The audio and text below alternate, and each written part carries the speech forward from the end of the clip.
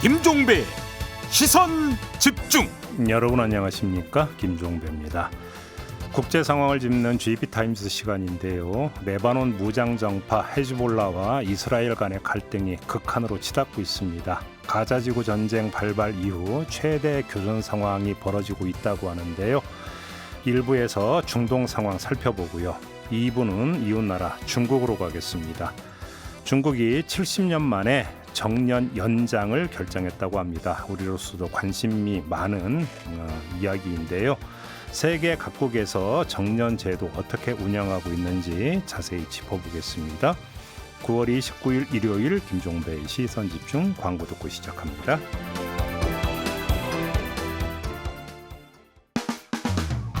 평일에 JB타임즈가 있다면 주말엔 글로벌타임즈가 있다. 테마로 알아보는 국제정치 GB타임즈. 네, 함께할 세 분 소개해드리겠습니다. 다큐엔뉴스 코리아의 김영미 대표 모셨고요. 어서 오세요. 네, 안녕하세요. 서울신문의 송현석 기자 모셨습니다. 어서 오세요. 네, 안녕하세요. 그리고 이영주 뉴스캐스터 모셨습니다. 어서 오세요. 아살라말라이쿰 안녕하세요. 네, 자 중동 상황이 갈수록 좀 심각해지고 있는 것 같은데요. 우리 이영주 캐스터께서 일단 좀 상황 개요 좀 정리 좀 해주시겠어요? 예, 저희가 지난주에 그 헤즈볼라의 통신 수단인 삐삐와 무전기 수천 대가 그 레바논 전역에서 동시다발로 터지면서 37명 이상이 숨진 사건이 있었다. 이렇게 좀 저희가 말씀드렸는데요. 레바논의 시아파 무장정파 헤즈볼라가 바로 이 무전기 연쇄 폭발 사고에 대한 보복으로 300여 발의 로켓 포탄과 기타 발사체를 이제 이스라엘 쪽으로 발사를 했습니다. 특히 이스라엘의 해외 정보기관인 모사드 본부를 겨냥해서 카테르 1이라는 탄도미사일을 발사를 했는데 중심 도시인 텔아비브를 표적으로 삼은 것은 작년 10월 7일 팔레스타인 무장정파 하마스의 이스라엘 기습 공격으로 가자지구 전쟁이 발발한 이후 처음 있는 일이었습니다. 헤즈볼라는 이 모사드 기지가 헤즈볼라 지도자 암살, 무전기 폭발 사고를 담당한 본부라고 주장을 하고 있고요. 이스라엘군은 텔아비브 등 이스라엘 중부 지역에 공습경보 사이렌을 울리고 해당 지역 주민들에게 방공호 대피를 지시를 하면서 급박하게 움직이고 있는 상황입니다. 결국 레바논이 또다시 전쟁의 참화 속으로 끌려 들어가는 것 같은데 네. 왜 이런 상황이 연출이 됐을까요? 일단 적어도 제가 기자 생활을 하면서 접한 레바논은 언제나 어떤 유럽으로 가는 난민 행렬에 꼭 끼어 있었다.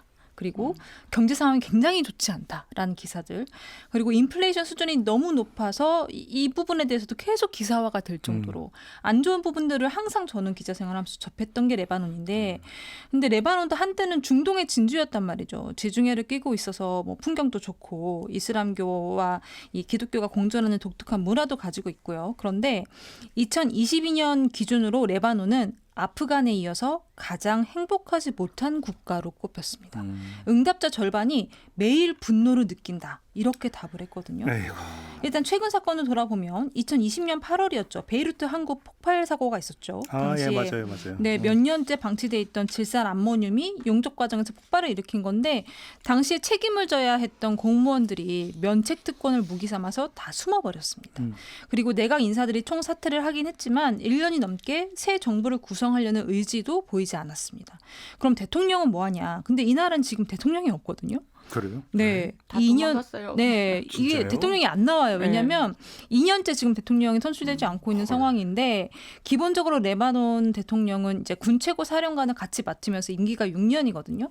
근데 아까 말씀드린 것처럼 기독교와 이슬람교가 공존하다 보니까 어쨌든 내각을 이끄는 총리는 이슬람 수니파에서 나오고요. 국회의장은 이슬람 시아파에서 배출하는 식으로 권력을 나눠 놓은 상태였어요. 아이고, 골치 아프겠다. 네, 근데 대통령은 이제 의회 선거에서 전체 의석수의 3분의 2 이상을 득표한 사람이 이제 가능하고 당선이 되는 거고, 뭐 당연히 국회의장이 있는 시아파에서 주로 나왔는데, 지금 전임 대통령 임기가 2022년 10월에 끝났으면 의회 투표만 하면 되잖아요. 근데 문제는 이 필요 득표수를 3분의 2 이상을 계속 못 채우는 겁니다. 왜 못 채우냐? 이유는 여기도 제1정당이 있기는 해요. 그런데 제1정당을 제외하고 한 30개 이상의 정당이 있습니다. 근데 여기서 다 후보를 내는 거예요. 그러면 정파별로 지지가 분산이 되고 압도적인 다수의 지지를 받는 당선자가 나오지 않겠죠. 네. 그리고 저번에 대표님이 말씀하신 것처럼 헤즈볼라도 레바논에서 엄연한 정당 아닙니까? 근데 원래부터 막 정치인이 되겠다 이런 마음을 먹고도 들어간 정당은 아니라서 그동안 특정 정파의 후보를 밀어주는데 이제 본인들이 한 14표 정도 되는 의석표를 쏟아줬단 말이에요. 근데 이번에는 또 되게 예외적으로 헤즈볼라가 독자 후보를 또 출마를 시켰어요. 이러면서 선거가 더 혼란스러워졌고 사실 레바논 정규군 얘기도 빼놓을 수가 없는데 레바논이 이제 경제가 워낙 약한 상태에서 국정 공백은 계속 이어지고 그리고 코로나19 때 이제 좀 어려워지다 보니까 치안이나 안전을 보장해주는 경찰이나 군인들이 월급을 받기가 너무 힘듭니다. 지난해 기준으로 공무원 군인 월급이 우리 돈으로 한 10만 원이 조금 넘는 돈이었어요. 그래요? 네, 그러니까 군인을 하려고 하는 경찰을 하려고 하는 사람들조차 많지 않고 또 이렇게 치안이 좋지 않다는 거는 사실 범죄율이 높아진다는 의미고 범죄자들이 체포가 돼도 기소가 잘 안 된다는 의미고 이걸 아는 나쁜 사람들은 또 쉽게 범죄를 저지르겠죠. 이런 악순환이 반복되는 겁니다. 참 어렵네요. 아무튼 교전 상황을 좀 짚어봐야 될 것 같은데 삐삐 무전기 공격을 하니까 헤즈볼라가 반격에 나섰고 근데 또 이스라엘이 다시 폭격을 하는 이런 상황이 좀 반복되는 거잖아요. 네, 이스라엘도 가만히 있을 수는 없겠죠. 그래서 이스라엘이요 레바논 남부 국경 헤즈볼라 거점을 겨냥해서 융단 폭격을 퍼붓고 있습니다. AFP 통신 등에 따르면 지난 20일 헤즈볼라의 거점으로 알려진 베이루트 남부 외곽 다히에 지역에서 주거용 건물들이 이스라엘군의 표적 공습을 받았는데요. 이로 인해서 헤즈볼라 간부 및 민간인 최소 37명이 숨진 것으로 알려졌습니다. 특히 이 과정에서 정예 특수작전부대 라드완의 사령관인 아낄과 이 해당 부대의 2인자 아흐마드 와흐비가 목숨을 잃었다라고 밝혔는데요. 이스라엘에 따르면 이 아낄이라는 인물은 1982년 헤즈볼라가 창설할 때부터 이 가입을 했었고 그동안 2004년부터는 이 헤즈볼라 작전 책임자로서 대전차 미사일 부대 등을 지휘하면서 헤즈볼라의 핵심 중에 핵심으로 그동안 지내왔다 이렇게 말을 하더라고요. 저희가 지난주에 좀 짚었습니다만 이스라엘이 이렇게 나서는 이유는 결국은 네타냐후 그 정치적 어떤 입지 때문이다. 이 분석은 여전히 유효한 거죠? 유효합니다. 왜냐하면 헤즈볼라는 하마스를 지탱하고 있는 일종의 축 같은 거거든요. 그래서 얼마 전에 헤즈볼라 수장이 뭐라고 말했냐면 이스라엘이 가자 지구에서 휴전하면 우리들도 이스라엘 북부를 향한 공격을 멈출 것이다 이렇게 얘기를 했어요. 근데 이스라엘이 헤즈볼라 공격을 피하겠다고 하마스랑 휴전하게 되면 휴전하는 동안 하마스가 공격력을 회복할 기회를 갖기 때문에 이스라엘로서는 하마스와의 휴전 협상이 곧 패배나 다름이 없고 이스라엘이 지금 패배한다는 건 네타냐후 총리의 정치 인생도 끝난다. 당장 이제 감방에 들어가야 되는 상황이 오는 거죠. 그래서 하마스와 휴전이 불가능한 이스라엘 입장에서는 이 하마스를 지지하는 하나의 축인 헤즈볼라를 일단 힘으로 압도를 해서 뭔가 좀 새로운 안보 질서를 다시 만들어보고 이후에 하마스와의 전쟁을 승리로 가져가려는 그런 의도로 해석이 됩니다. 한마디로 꺼져가는 불씨나 다름없는 하마스가 다시 이렇게 불씨가 되살아나는 거를 도우려고 하는 부채질을 해주고 있는 헤즈볼라를 잘라내려고 헤즈볼라를 생각보다 세게 치고 있다는 거죠. 그리고 이스라엘 인질 문제가 지금 아직까지도 해결되지 않고 있는 상태에서 하마스와 곱게 휴전을 하거나 뭐 팔레스타인 점령지를 네타냐후가 내줄 리가 없잖아요. 그렇다고 해서 헤즈볼라와 평화 협상을 하자니 헤즈볼라 뒤에 있는 이란한테 또 지고 들어가는 거나 마찬가지인 셈입니다. 그렇다 보니까 이스라엘은 아니면 어쩌면 네타냐후는 계속 싸워야만 살아남을 수 있는 그런 지금 운명 상황에 처해 있다고 보여집니다. 국제 분쟁을 전문적으로 취재해온 우리 김영미 대표께 좀 여쭤봐야 할 것 같은데 결국은 양상은 지금 거의 전면전으로 가는 거 아닌가요? 이게 이제 원래는 가능하면 2006년 전쟁 후에는 전면전을 이렇게 어떻게든지 좀 피하려고 하는 분위기들이 많았는데 네. 이번에는 양쪽이 좀 더 수위가 좀 넘어가는 듯한 그런 모양새예요. 근데 그게 아마 하마스와의 휴전 협상이 아마 문제가 됐을 거다 생각을 하는데 쉽게 말해서 하마스 쪽으로 공력을 실으면서 국민들에게 내부의 문제들을 그게 중요한 게 아니라 지금 하마스가 문제야라고 했던 것들이 이제 이게 쉽게 말해서 약간 인수인계되는 느낌. 그래서 아마 헤즈볼라하고의 전면전을 그러니까 완전 전면전은 할 수 없지만 이렇게 미사일을 주고받는 경우 그리고 그래봐야 레바논 쪽의 희생이 훨씬 더 클 것이다.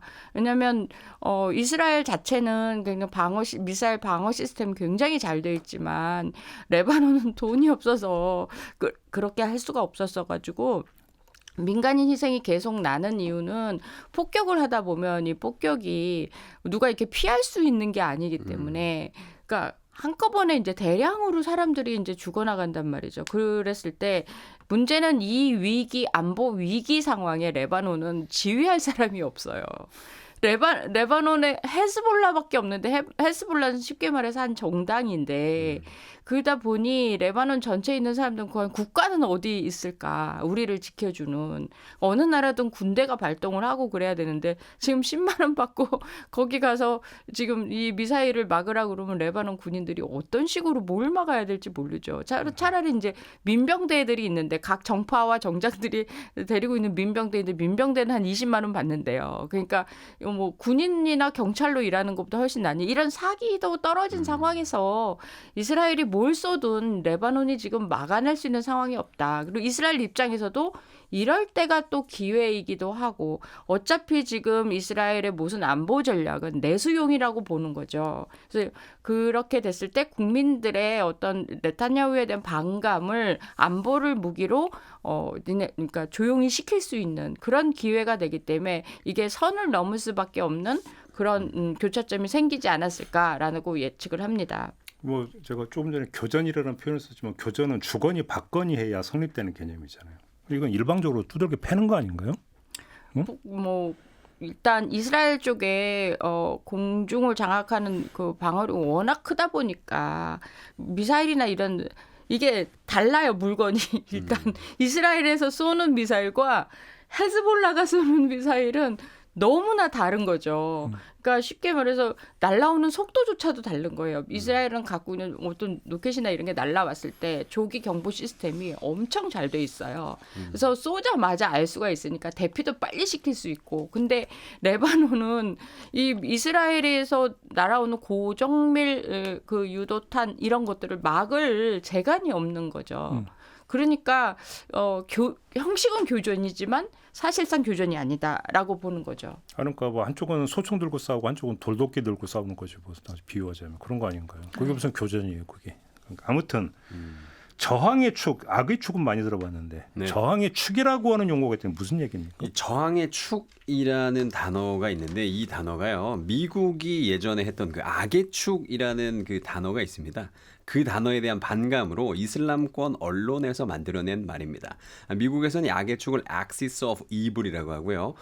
이슬람권에서는 저항의 축을 Resistance Axis, 이게 저항의 축이라고 합니다. 그래서 악의 축은 미국과 미국의 동맹에 반대하거나 저항하는 국가들로 이루어진 집단인데요. 말하자면 뭐 이라크, 이란, 북한 등을 가리키는 용어입니다. 기억하시는 분들 있을지 모르겠지만 이 단어를 이제 9.11 테러 직후에 첫 국정연설에서 조지 W 부시 대통령이 해가지고 굉장히 유명해지게 된 단어죠. 그래서 이 저항의 축은 이 시아파의 맹주, 이란이 지원하는 반이스라엘 무장단체들을 좀 가리키는 말인데요. 1979년 이슬람 혁명으로 들어서게 된 이란의 이슬람 정부는 헤즈볼라와 하마스를 지원을 하면서 중동 정세에 관여를 하기 시작을 했고요. 그래서 이 저항의 축에는 팔레스타인 가자 지구의 하마스, 팔레스타인 이슬라믹 지하드, 레바논의 무장단체 헤즈볼라, 이라크 시아파 무장정파, 시리아 바샤드 알 아샤드 정권, 예멘의 후티 반군 등이 속해 있습니다. 저항의 축 세력 중 하나인 이라크의 이슬라믹 라지스턴스가 현지 시간 22일에 이라크 북부에 드론과 미사일 공격을 가했다고 주장을 하면서 지금 이 상황이 진짜로 이 저항의 축 때 이스라엘의 이 전쟁, 중동 전쟁으로 번지는 거 아니냐 하는 우려를 더하고 있는 상황인데요. 이스라엘과 헤즈볼라 간의 전면전이 사실상 이 초읽기에 들어간 상황에서 이 저항의 축을 이끄는 이란이 적극적으로 개입할 경우에 중동 갈등은 이제 걷잡을 수 없게 되는 것이겠지요. 반면에 이란이 발을 뺄 경우에도 이 전면전으로는 가지 않을 확률이 있겠지만은 어쨌거나 이 헤즈볼라가 이란의 개입을 강하게 원하고 있어서 앞으로 어떻게 될지 좀 지켜봐야 될 것 같습니다. 국제사회 반응은 좀 어때요? 네, 지난 20일에 미국 뉴욕에서 유엔 안보리 회의가 열렸었는데요. 현재 중동 상황이 예상보다 심각하다라는 우려가 나왔고, 헤즈볼라는 이미 이스라엘을 그 삐삐나 무전기 폭발 사건의 배후로 지목을 해서 보복을 선언을 하고 이제 공격을 이어가고 있는 상황이기 때문에 유엔 사무총장은 이제 이 지금까지 목격한 파괴와 고통을 능가할 대규모 분쟁을 보게 될 위험이 있다 이렇게 우려했는데, 사실 일단 중요한 것 중에 하나가 이란의 입장입니다. 아까 이제 캐스터님 말씀하셨지만 사실 이란은 이스라엘 하마스 전쟁에서 사실상 대리전을 치르는 입장이었기 때문에 이스라엘의 고강도 이런 전략에 굉장히 좀 난감할 수밖에 없는 상황이거든요. 그러니까 이스라엘이 싸우고 있는 지금 헤즈볼라나 예멘 후티 반군이 다 친이란 무장단체인데, 이란의 대리인이나 다름없던 헤즈볼라가 지금 이스라엘한테 엄청 깨지고 있는 거잖아요. 쉽게 말하면.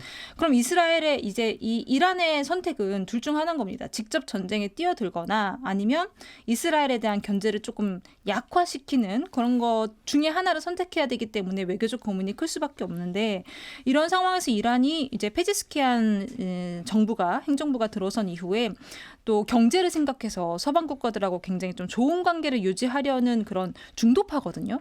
그렇다 보니까 이스라엘에 대한 확전은 절대 하지 않을 것이다. 그러니까 이 헤즈볼라가 강하게 이란 개입을 원하고는 있지만 거기에 이제 발을 들이지 않을 가능성이 있다. 이런 얘기가 나오고는 있습니다. 물론 이란이 말로는 이스라엘에 대한 보복이 적절한 시일 내에 이루어질 것이다. 이렇게 으름장은 계속 놓고 있는데 저희가 지금 몇 달째 듣는 얘기거든요. 그리고 페제시키안 대통령이 이런 얘기를 했어요. 이란이 무기 내려놓으면 우리도 내려놓을게. 이런 그 이스라엘이 무기 내려놓으면 우리도 내려놓을게. 이렇게 얘기를 했는데, 사실 이것도 어떻게 해석을 하면 이번 사태에 우리는 개입하고 싶지 않아라는 뜻으로 해석이 되기도 하죠. 이란도 중요하지만 미국도 중요한 거 아니에요? 미국도 중요한데요. 그래서 조 바이든 그 미국 대통령이 임기 중 마지막 유엔 연설에 나섰습니다. 지난 24일이었는데요. 그 자리에서 중동 확전을 자제하라, 그리고 또 가자지구 협상 타결해라, 뭐 이런 식으로 얘기를 했습니다. 이스라엘 인질 가족, 가자지구 민간인들 모두가 지옥을 경험하고 있다라면서 이제 당사자들이 협상을 마무리해야 한다. 인질들을 집으로 데려오고 이스라엘과 가자의 안전을 보장하면서 하마스의 통제에서 벗어나게 하고 전쟁을 이제 끝내자, 이렇게 좀 호소를 했는데요. 사실 저는 좀 그래요. 이스라엘만 조금 자제하면 이거 전쟁 안 갈 수도 있는 거잖아요, 사실. 맞아요. 근데 전쟁을 안 갈 수가 없는 게 네. 네타냐후 입장에서는 그렇죠. 모든 게 이렇게 정상화됐을 땐 그 모든 화살이 자기를 겨눌 텐데 그 상황은 죽었다 깨도 막아야 되는 거예요. 그러면 그러니까 저희가 네. 지금 기사를 쓸 때 항상 저도 기사를 쓸 때 고민하는 게, 이게 과연 이스라엘의 입장이냐 네타냐후 총리의 맞아. 입장이, 그러니까 주어를 쓸 때 되게 고민스러워요. 그렇네. 네, 이거는 사실 이스라엘의 입장이라고 보기에는 이제는 선을 넘어섰고 네타냐후 개인의 어떤 정치 생명을 위한 선택들이 계속 이어지고 있는 상황이다 보니까 주어를 계속 이스라엘이 아니라 네타냐후 총리라고 써야 될 것 같은 거예요. 근데 물론 이제 그러면 안 되지만. 근데 네타냐후 총리님 혼자 당하고 말 거면 네. 어르신 연세도 드셨겠다 괜찮겠지만 이 가족이 다 연루가 돼 있단 말이에요. 그렇죠. 그러니까 네타냐후 입장에서는 자기는 물러설 수가 없는 거고, 지금 주말마다 시민들 시위에 또 인질 가족들이 네타냐후를 향해서 비난의 화살을 퍼붓고 있는 상황에서 이거는 네타냐후 입장에서는 하마스와의 전쟁이 끝나는 날 난 감방 간다라고 생각을 하니 다음 타자가 반드시 필요했구나. 아니, 저는 평소 라는 궁금한 게 생각이죠. 하나 있는데 이스라엘 내각제잖아요. 이스라엘이 내각제긴 하지만 늘 그랬지만 안보를 이유로 이렇게 연정을 이렇게 많이 구성을 아니, 하죠. 그러니까 지금 그 이스라엘 국내 여론이 그렇게 네타냐후한테 안 좋으면 내각 해산하고 총선 다시 하는 카드는 쓸 수가 없는 거예요? 아니요, 그 카드가 얘기가 나오기는 했어요. 그러니까요. 나오기는 했는데 응. 네타냐후 총리가 지금 우리는 하마스에 집중해야 되는 때기 때문에, 근데 그런 거에 정신을 팔아서는 안 된다. 그러니까 그런 아니, 순간이 그러니까 있어야 네타냐후한테 결정 맡기면 당연히 그렇게 되겠죠. 네. 근데 이스라엘 대통령이 있잖아요. 그렇긴 하지만 네. 네타냐후 입장에서는 그렇게 되는 순간 자기가 정치적으로 위험해지는 건데 그 선을 가면 안 되는 거예요. 이분은 계속 전쟁에 나서는 장수로 텔레비전에 비춰지고 그러면서 하마스와 싸우던 헤즈볼라와 싸우던 그다음에 이란이랑 싸우던 이게 시리아랑 싸우던 전부 누군가는 주자가 다음 주자 나서줘야 네타냐후 정치 생명이 계속 이어지는 건데 제도가 있어도 거기까지 가지 절대 않을 것이다. 알겠습니다. 그만큼 민주주의적인 절차로 정권이 이루어진 게 아니라 늘 안보를 이유로 수장이 중요하다라는 이스라엘 정치의 사실 한계예요, 이게. 안보 논리 앞세우면 민주주의가 제한되는 경우를 우리 역사에서 우리가 많이 알죠. 많이 그래서 알죠. 다른 나라 기자들은 이해를 잘 못해도 저는 막 이해가 가는 거예요. 그래서 이런 상황에서 지금 미국 대선 전국이 들어가는 이 시기도 굉장히 중요하거든요. 조금 전에 뭐 조 바이든 얘기했지 뭐 지는 해 누가 신경 쓰나요? 결국은 그 이제 누가 대통령이 되느냐 이게 변수라고 봐야 되는 거 아닌가요? 김영민 PD가 좀 정리를 좀 해주신다면. 네, 근데 이제 계속 트럼프 후보가 내가 선거에 지면 이스라엘 당신들도 진다. 그리고 자기가 이스라엘을 다시 위대하게 만들어야 되는 어떤 지금 현재 그런 의무가 있다. 막 이런 식의 연설들을 계속하고 있거든요. 이거는 미국 내에 그나마 이제 힘이 있는 유대인 세력들을 모아서 선거에 힘을 쓰려고 한다라는 걸로 보여지기는 하지만 트럼프 대통령이 해봤잖아요. 근데 그때라고 뭐 이스라엘에 유리하지도 않았어요, 사실은. 맞아요. 그렇기 때문에 이건 그냥 선거 멘트라고 이스라엘도 보는 거고 또 이제 해리스가 됐을 때 오히려 더 변수가 많을 것이다. 라고 생각을 하죠. 왜냐하면 늘 새로운 세력과 새로운 사람과는 협상의 여지가 있는 거잖아요. 그렇기 때문에 선거 직전까지가 아마 중동이 가장 혼란스러울 수밖에 없겠다라고 생각이 듭니다. 알겠습니다. 뭐 거듭 확인하는 게 내 나라는 내가 지키는 것 말고는 방법이 없다. 네. 뭐 이런 거 아니겠습니까? 네, 이렇게 좀 마무리하고요. 두 번째 주제로 넘어가겠습니다.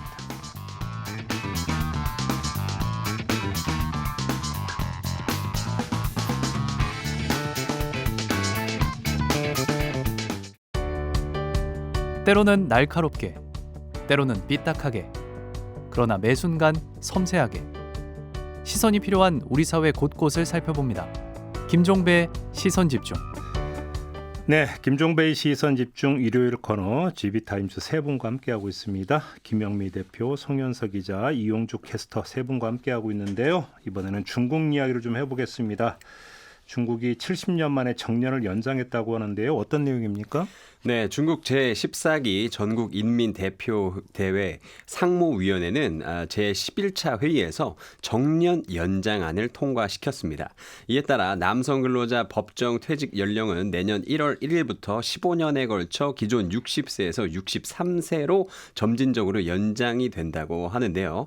그리고 또 여성 근로자의 경우에는 기존 50세 및 55세에서 각각 55세 및 58세로 늘어난다고 합니다. 이렇게 조금 우리가 헷갈리는 부분은 이 중국에서 정년은요 약 70년간 이 남성 60세, 여성 화이트 칼라 55세, 여성 블루 칼라 50세로 세계에서 가장 낮은 수준으로 유지돼 왔습니다. 말하자면 이 직업군에 따라서 이 정년의 그 시기가 좀 많이 달랐던 것이죠.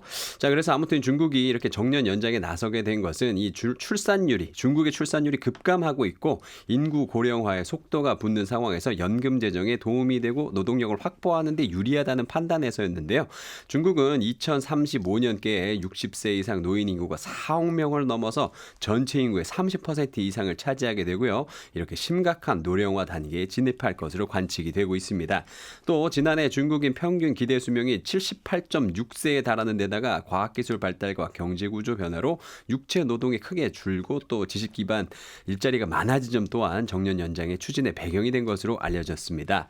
다만 젊은 층은 정년 연장에 대해서 강하게 반발하고 있습니다. 영국 일간 파이낸셜 타임즈는 지난 7월 정년이 연장될 경우에 가뜩이나 힘든 일자리 찾기가 더 어려워질 것이라는 불안이 청년층 사이에서 확산되고 있다. 이렇게 보도하기도 했습니다. 근데 지금 남자의 정년과 여자의 정년이 다르네요. 네, 이게 아까 그 여성 화이트 칼라가 55세, 여성 블루 칼라는 50세라고 했는데 여기서 말하는 화이트 칼라가 간부급이거든요. 근데 간부급이라는 그 기준 자체가 굉장히 모호해서 사실상 여성은 50세였다고 보시면 됩니다. 근데 이제 중국이 1951년에 정년을 정할 때 이런 규정을 이제 남성은 60세, 여성은 50세 이거를 이제 만들긴 했지만 이게 당시에 만들면서 그 중국 당국이 뭐라고 설명을 했냐, 왜 남녀 차별이 존재하냐에 대해서 뭐라고 설명을 했냐면 여성을 보호하고 배려하는 정책이다. 이렇게 설명을 했거든요. 그러니까 사실 중국의 개혁개방 이전까지는 남녀 그 평등의 수준이 굉장히 높은 나라였어요. 개혁개방 이전까지는. 근데 오히려 개혁개방 이후에 사실 남녀 차별이 이제 굉장히 크게 나왔고 그리고 결과적으로 이게 전통적인 남존여비 관념에 따른 그런 정년 이 규칙이 아니냐 이제 이런 비난들이 많이 나왔죠. 그래서 이번에 70년 만에 정년 연장이 되면서 달라질 거라고 생각하는 기대가 굉장히 많았습니다. 중국 밖에서도. 근데 남성은 63세까지 연장이 됐는데 여성은 생산직은 50세에서 55세로, 사무직은 55세에서 58세로 이렇게 변경이 됐거든요. 근데 이번에는 아예 정년 차이를 유지한 이유를 밝히지도 않았어요. 근데 저희는 다 알고 있죠. 왜냐하면 지금 당장 저희는 다 모두 다 알고 있지 않습니까? 지금 당장 평등이 중요한 게 아니거든요. 재정 안정이 훨씬 더 중요하기 때문에 지금 정년 차이를 둔 겁니다. 이거를 여성을 정년하고 동등한 수준까지 올리면 남성하고 여성 퇴직자들한테도 연금을 더 많이 지급을 해야 되기 때문에 현행보다 훨씬 더 많은 연금 재정이 이제 압박을 받을 수밖에 없고요. 그리고 중국 지도부 생각도 반영이 분명히 됐을 겁니다. 이게 아까 말씀하신 것처럼 저출산 고령 현상이 심각해지면서 이게 성평등보다는 일단 여성은 아이를 출산하고 양육해야 된다는 이런 전통적 가치관을 강조하는 그런 목소리가 중국 지도부 내에서도 힘을 얻고 있고 그런 관념들이 계속 공공 언론을 통해서도 지금 나오고 있는 분위기거든요. 그렇다 보니까 여성 근로자들이 반발이 나올 수밖에 없고 그리고 당연히 뭐 젊은 층의 취업 기회 그러니까 지금 중국의 이 청년 실업률은 아예 발표가 되지 않고 있잖아요. 근데 그런 정도로 심각한 상황에서 더 취업 기회가 박탈될 수 있다라는 불만들이 커지고 있는 거죠. 송윤숙 기자 중국에 계셨었잖아요. 네. 조금 전에 잠깐 말씀드렸는데 개혁 개방 전이 오히려 남녀 평등이 더 높다. 그럼요. 그러니까 저도 어떻게 귀동량을 들었냐면 같은 유교권인데 네. 오히려 남존여비 사상이 우리나라가 중국보다 훨씬 더 세다. 맞아요. 과거에는 어땠는데요? 과거예요. 그러니까는 개혁개방 이전에요. 이전에는 남성과 여성이 이제 그러니까 차별을 두면 안 되는 거예요. 공산당 아래에 모두가 평등합니다. 그건 사회주의 네. 이념이 그런 거지. 네, 그렇기 때문에 훨씬 더 우리가 생각하는 것보다 개혁개방 이전에는 남녀 평등 수준이 굉장히 높았던 거예요. 그래서 뭐 일을 할 때도 공장에서 일을 할 때도 뭐 여성이 아이를 가지거나 뭐 이런 거 해서 배려하는 거 아무것도 없습니다. 무조건 다 똑같이 일하고 똑같이 나눠 갖고 이런 거였는데 출산휴가 이런 것도 없었어요? 아 그런 거 없죠.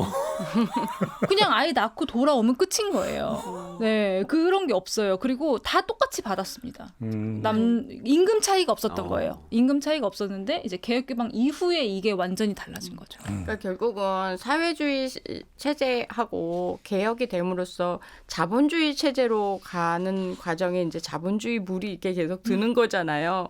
그러니까 이것도 지금 결국은 연금의 문제거든요. 연금이 이제 고갈되면 그러니까 빨리 줘야 되면 안 되니까 정년을 연장함으로써 주는 시기를 늦출 수 있고 또 각 나라마다 다 지금 연금이 이제 문제가 그렇죠. 되는 게 고령화되는 문제가 컸던 거죠. 근데 우리 고령화나 보다는 중국의 저 엄청난 인류가 인간들이 고령화됐을 때는 저기는 단위가 굉장히 클 거 아닙니까? 그러니까 정년 연장을 할 수밖에 없을 것 같고 여기서 이제 자본주의 물이라는 그 느껴지는 것 중에 여자들을 아직도 저렇게 한다는 게 이걸 어떻게든지 건수로 잡아서 남자를 위에 두려고 하는 기득권의 생각이잖아요, 사실은. 네. 사회주의 이념이 절대 아닌 거죠. 그러니까 약간 이상한 상황으로 왔지만 역시나 자본주의가 겪는 어떤 그런 폐단이나 이런 것들을 중국이 수순을 밟는 게 아닐까라고 생각을 합니다. 중국 현지 반응은 어떻대요? 그래서?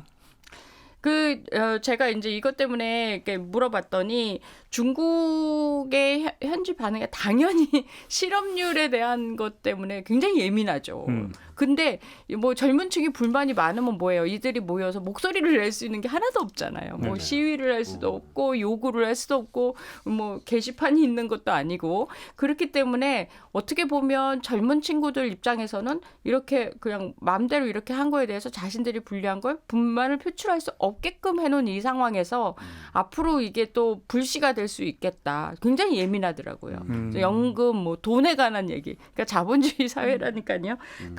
그것도 그건데 사실 동남아 쪽에 미치는 영향도 큰 거예요. 우리가 과거에 이제 뭐 일본을 우리가 따라하기도 하고 뭐 미국의 체제를 따라하기도 하고 뭐 이랬던 우리의 과거도 있었잖아요. 그러니까 중국의 어떤 그런 움직임 자체가 동남아에 미치는 영향이 굉장히 지대하거든요. 특히 이제 정치나 정책의 문제에 있어서 뭐 라오스나 캄보디아나 거기들도 다 마찬가지로 이제 선진화되는 과정에 있거든요. 옛날만큼 동남아 이렇게 못 살지 않아요. 이제 그러다 보니까 중국의 정책이 저렇게 정년 연장이 되고 뭐 이런 상황에서 거기 있는 젊은이들조차도 영향을 받는 게 아닌가라고 생각을 합니다.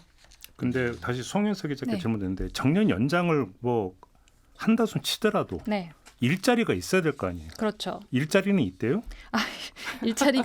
지금 일자리가 없어요. 왜냐하면 제가 이제 직접 2024년 기준으로 제가 그 중국의 현지에 있는 사람들한테 취재를 했을 때에는 그 여성들이 이제 결혼하는 연령대가 저희가 생각한 것보다 굉장히 낮아요. 그러니까 지금 우리 생각에는 22, 23에 결혼한다는 건 네. 있을 수 없는 일이잖아요. 지금. 저 어릴 때 우리나라도 그랬어요. 그죠? 어릴 때 저희 옛날에 그랬죠. 근데 지금 어디까지 옛날이죠? 근데 옛날엔 그랬지만 지금은 사실 정말 보기가 어려운 그렇죠. 일인데 네. 근데 지금 중국은 22, 23세 결혼하는 게 너무 자연스럽고 오. 26, 27 되면은 이제는 결혼해야 될 때고 노처녀 취급받고. 네, 28, 29 되면은 이제 집안의 압박을 받을 시기예요. 어머. 근데 이게 뭘 의미하냐면 이 여성들이 만약에 일자리를 가질 수 있었다면 일자리를 가질 수 있고 거기서 오래 일을 할 수 있었다면 사실 이렇게 빨리 결혼할 그러면 쉽게 필요성을 못 하면 느끼는 거죠. 일자리 부족을 여성의 어떤 전업주부화로 지금 해소하고 있다. 저는 개인적으로 그렇게 보고 있는 겁니다. 그러니까 취업 그 실업률이 굉장히 높잖아요. 네. 근데 중국 당국이 이거를 적극적으로 해결하려고 나서지 않는 여러 가지 이유가 있죠. 물론 이거보다 훨씬 큰 중국 내수가 붕괴되고 있다든지 부동산 거품이 있다든지 이런 게 있지만 그 중에 하나가 지금 전통적인 가치관을 굉장히 중시하는 중국 지도부의 분위기 이런 것들이 이제 여성을 결국은 집안에 들어 앉혀서 이제 출산율을 높이게 하는 그런 방법으로 이어질 거라고 생각한다라고 보는 거죠. 그러니까 그 말이 과한 게 아니에요. 그러니까 뭐 그 중국 공산혁명 후에는 뭐 공자를 그렇게 이제 그 평가절하 했다가 네. 어느 순간에 공자에 대한 재평가가 이루어진다고 네. 뭐 그런 얘기 들은 적이 있었는데 그 맥락이네요, 결국은. 맞습니다. 아무튼 근데 정년 연장 얘기가 중국만의 얘기는 아니고 우리나라도 사실은 똑같은 상황에 좀 처해 있는 거 아니겠습니까? 네, 맞습니다. 우리 정부가 현재 59세까지인 국민연금 의무가입 상한 연령을 64세로 늦추는 방안을 추진하기로 하면서 우리나라도 이 정년 연장에 대한 사회적 논의가 본격화되고 있는데요. 우리나라는 현행 고령자 고용 촉진법에 의해서 정년을 60세 이상으로 되도록 노력한다라고 규정을 하고 있지만 사실은 이게 권고 조항이어서 강제성은 또 없습니다. 그래서 현재 한국의 정년 제도는 공무원, 교원, 군인, 사기업 이게 직군과 직업에 따라서 굉장히 큰 차이가 있는데 가장 큰 비중을 차지하고 있는 사기업을 중심으로 보면 평균 정년은 56세에서 58세지만 여러분들 다 아시죠? 실제 퇴직 연령은 53, 53세 정도인 것으로 압니다. 그럼 이제 문제가 생기는 게 국민연금 의무가입 상한 연령이 64세인데 퇴직은 53세에 한다. 그러면은 뭘로 내죠? 직업도 없이 보험료를 9년 동안 내야 된다는 건데 이거를 어떻게 메꾼다는 겁니까? 그래서 지금 이게 굉장히 좀 큰일이 났는데요. 거기다가 더해서요. 이 정년 연장을 하게 되면은 또 청년 이 실업률이랄까요? 청년 고용률이 좀 줄어든다라고 하는 이 연구 결과도 있습니다. 그래서 요거를 조금 이제 정부에서는 좀 천천히 가져가겠다라고 생각을 최근에 하고 있는 것 같고요. 또 앞으로 어떻게 될지 좀 많이 지켜봐야 될 것 같습니다. 저도 걱정이 많이 되네요. 저도요. 그죠? 우리나라에 앞서서 이미 고령화 사회 이야기가 많이 나왔던 일본은 어떻게 돼 있어요? 네, 일본은 이미 2000년부터 60세 정년을 맞은 근로자가 희망을 하면 65세까지는 일할 수 있도록 의무화했습니다. 그리고 2021년에는 70세까지 일할 수 있도록 기업이 이제 정년 연장과 재고용에 노력을 해야 된다라는 의무 조항을 신설해서요. 70세까지. 네, 그래서 기업들은 정년을 아예 폐지하거나 정년을 연장하거나 계속 고용제라는 그 정책을 중에 하나를 선택을 해서 정년 후에 직원들의 고용을 확보를 해야 됩니다. 여기서 말하는 이 계속 고용제라는 게요. 정년 이후에 근로자들을 이제 계약직 같은 형태로 본사나 관계기업에 이제 재고용하는 그런 방식인데 그 임금 피크제 네. 병행하는 거죠? 그렇죠. 맞습니다. 그래서 이게 지난 7월에 또 이제 화제가 됐던 게 한 대형 금융회사 중에 처음으로 정년을 70세로 연장하는 기업이 나왔고 오. 네, 2025년부터는 또 65세까지 고용을 의무화한다라는 얘기가 나온 상태고요. 지금 일본의 65세 이상 고령자 수가 전체 인구의 약 30%입니다. 근데 지난해 기준으로 65세에서 69세 취업률이 52%입니다. 그러니까 이 얘기는 뭐냐면 아까 70세 얘기도 나왔지만 이미 일본은 2000년부터 이 부분에 대해서 이제 그 계속 정책을 다져왔기 때문에 지금 안정세에 들어왔다라고 일본 정부가 판단을 하고 있다는 얘기거든요. 그리고 애초에 노인이다라는 기준을 현재 65세보다 5살 더 높여서 검토를 해달라라는 얘기도 지금 나오고 있어요. 근데 네. 아까 임금 피크제 얘기를 하셨는데 사실 정년이 되면 뭐 재고용이 되고 뭐 정년 연장이 되고 하면 다 좋지만 사실 임금 피크제처럼 일본도 이제 원래는 급여가 상당히 떨어지거든요. 절반까지 떨어지는 수준이었습니다. 근데 이제 토요타 같은 대기업이 간부직을 제외하고는 이제 여기도 60세 이후에 재고용이 되면은 월급을 절반밖에 안 줬지만 다음 달부터 10월부터는 직원 개개인이 얼마나 회사에 공헌하는가에 따라서 굉장히 또 유연하게 이 급여를 정하기로 했거든요. 이런 부분들이 굉장히 좀 긍정적으로 평가가 되고 있습니다. 일본은 그래도 70세까지 또 얘기는 나오네요. 네, 왜냐하면 여기는 지금 당장 연금을 걱정할 네. 수준이 아닌 거예요. 노동력이 너무 부족하다 보니까. 거기는 진짜로 구인난이 그렇게 심하다고 하더라고요. 네, 맞습니다. 그냥 서류 내면 다 붙고 뭐 이제 이런 상황이 정말 저희가 어렸을 때 그냥 책에서나 보던 상황들이 일본에서는 현실로 벌어지고 있죠. 근데 이제 100세 시대다 보니 70세까지 늘린다 해도 조금 지나가면 뭐 80세까지도 그 중년이 될 수도 있는 시대가 오다 보니. 아니, 그러니까 세상이 바뀐 게 옛날에는 그 회감 맞으면 뭐 온 집안의 경사에서 뭐 뻑적지거는 게 잔치했잖아요. 네. 요즘 잔치하는 데가 어디 있어요? 그러니까 회갑을 한다면 저 사람 회갑이란 단어 자체를 요새는 많이 안 쓰는 것 그러니까 같아요. 칠순 잔치도 맞아요. 할까 말까 그러고 있는 맞아요. 상황인데. 우리가 고령화 됐을 때는 뭐 120세 시대 이 얘기가 나올 수 있다라고 120세요? 들었는데 네. 그렇게 되면 뭐 80세 정년이 될 수도 있고 근데 사실상 외국은 정년퇴직이 없다고 하더라고요. 미국이나 유럽 이런 데는. 서구는 좀 어떻게 돼 있어요? 미국이랑 영국 이런 일부 선진국들은요, 이 근로자의 정년이 나이를 이유로 한 차별이 될 수 있다라고 생각을 하면서 이미 정년을 폐지한 지 오래됐습니다. 정년이라고는 개념 자체가 없네요. 네, 맞습니다. 그래서 미국은 1986년 정년을 없애서 단순히 나이가 많다는 이유로 해고하는 것은 이게 불가능해졌고요. 영국은 경찰처럼 육체적 능력이 필요한 직업을 제외한 나머지 직군에서는 정년이 사라졌습니다. 그래서 저 대학교 미국에서 다닐 때 생각해도 막 교수님이 80살이었거든요. 아직도 하고 계시대요. 이제 90이신데. 그리고 또 그 영화 인턴 같은 데 보면은 그쵸. 로버트 드니로가 나이가 60 몇 세였는데 인턴으로 들어가요. 참 그런 거 보면서 시니어 인턴. 네, 너무 그런 거 좀 너무 부럽잖아요. 새로운 걸 좀 도전할 수 있고. 자, 그리고 또 싱가포르 같은 경우에는 2030년까지 고용 근로자의 재고용을 보장해주는 연령을 68세에서 70세로 이 연장을 하기로 했고요. 그리고 또 대만 같은 경우에도 지난 7월에 65세 정년을 없앴습니다. 근데 가만히 따지고 보면 정년이라고 하는 거 꼭 제도로 해야 되나 생각도 들긴 드네요. 그렇죠. 그죠? 이게 뭐 능력에 따라서 뭐 이럴 만큼 일하고 하면 되는 거니까. 그러니까 말하자면 어떤 회사가 고용을 할 때 이 사람이 능력이 많으면 계속 같이 가겠다라고 자율적으로 결정할 수 있는 게 사실 뭐 민주주의 시스템일 수 있는데. 근데 공공부문으로 이제 좁히면 얘기가 좀 약간 달라지는 거 아닌가요? 공무원 체제라 하더라도 각 직급이나 이런 거를 자율적으로 이제 그 의회나 이런 데서 지방 의회도 있잖아요. 거기서 결정할 수 있는 거라고 생각이 들고 자율적으로. 예, 왜냐하면 이게 연금하고 정말 밀접한 관계들이 다 있는 거예요. 네.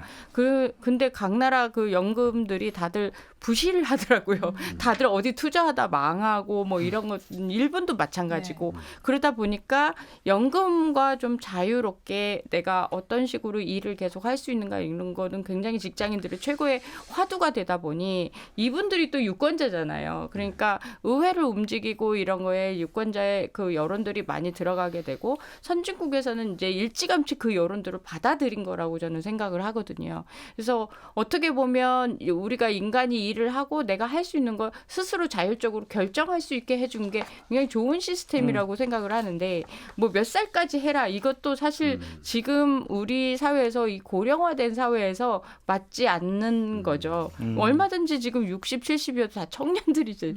중년이라는 단어를 70세까지는 쓸 수 있을 정도의 다들 외모와 또 교양과 이런 거 실력과 이런 걸 다 갖추신 숙련공들이거든요. 이분들을 그냥 바로 일선에서 배제하는 것도 사실 굉장히 낭비다라고 생각하지만 그만큼 젊은 사람들의 취업에 대한 것들도 대책이 좀 서야 되기 때문에 이런 부분들은 일찌감치 유럽이나 미국은 자율 경쟁에 맡겼다. 맞아요. 그래서 라고 보는 거죠. 제가 이 유럽이나 뭐 미국 같이 서양 쪽에서 정년을 폐지한다고 하는 얘기를 들었을 때 가장 먼저 든 생각은 정말 경쟁 치열하겠다. 왜냐하면 이 사회는 결국은 그러면 그 우리처럼 딱 그냥 연차가 차면 그거에 대해서 올라가고, 급여가 올라가고 호봉제로 가고 이 시스템이 아닌 거예요. 그러니까 뭐 나이가 어려도 일을 못하면 나가는 거고 나이가 많아도 일을 잘하면 그 회사에서 계속 일할 수 있는 거잖아요. 그러면 그 회사 안에 있는 안에서는 얼마나 경쟁이 치열하겠습니까? 무한 경쟁. 무한 경쟁이에요. 각자 도생인 거죠. 네. 거기서 그러다 보면 그 조직에서는 말하자면 그 사람들 최선을 다하는 그 능력을 뽑아먹을 수 있는 체제니까 회사에서도 마다할 이유가 없는 거죠. 회사는 마다할 이유가 없죠. 좀 조심스러운 게 아까 뭐 이용주 캐스가 잠깐 전해드리면서 정년을 연장하면 청년 일자리 문제로 연결이 된다라는 연구 결과가 있다고 했지만 또 다른 반론도 있긴 있어요. 왜 그러냐면 그래서 정년 연장에서 어떤 시니어들이 어떤 담당하는 노동의 내용과 그러니까 이제 갓 노동시장에 진입한 청년들의 노동의 내용이 같을 수가 없다.